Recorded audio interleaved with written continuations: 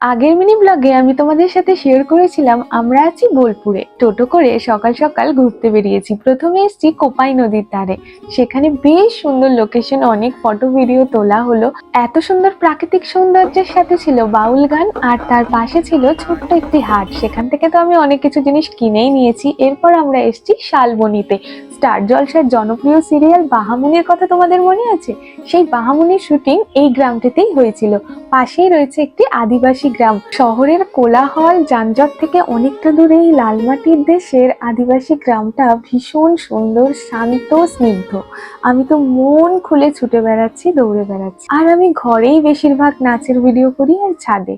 তো এত সুন্দর লোকেশন দেখে আমি একটা ছোট্ট ভিডিও করেছি। হ্যাঁ, আমি তোমাদের সাথে শেয়ার করব। এই হারটা কিনেছি, দুটো হার কিনেছিলাম, একটা তো আমি পরেই নিয়েছি, ম্যাচ করছে। সোনাঝুরি হাটেও গিয়েছিলাম। তো সেই ভিডিওটা আমি নেক্সট মিনি ব্লগে শেয়ার করি। বাই।